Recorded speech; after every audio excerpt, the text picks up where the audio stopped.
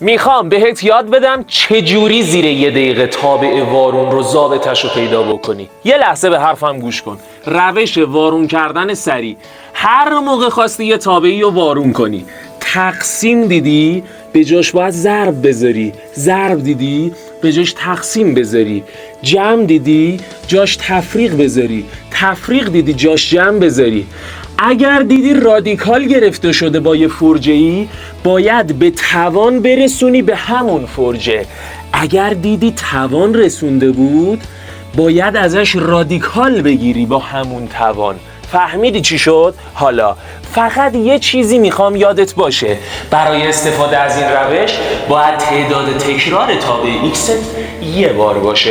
بیشتر باشه امکان پذیر نیستا. فقط یه چیز دیگه هم بهت بگم، اگه خواستی فرج 2 بگیری، مثبت منفی یادت نره. بریم آقا حل بکنیم. یه نمونه حساب کار دستت بیاد. همیشه برای خودت فکر کن x دورش یه هایلایت بکش، ببین تنها بوده چه بلایی سرش اومده.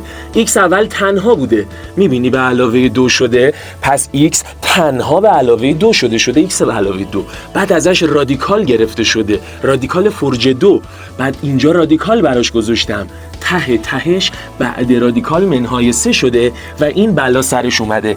باید بلا رو برعکس سرش بیارم. یعنی چی باید بلا رو برعکس سرش بیارم؟ مگه تهش منهای 3 نشده؟ منهای 3 میشه به علاوه 3. یادته تفریق میشد جمع.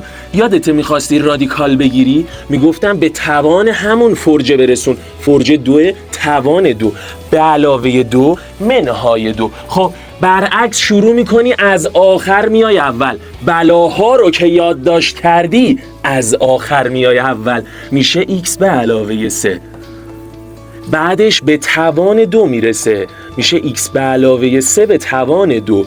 بعدش یه منهای 2 خوشگل میشه x به علاوه 3 به توان 2 منهای 2. تموم شد. وارونش رو پیدا کردم. بریم یکی دیگه برات حل بکنم.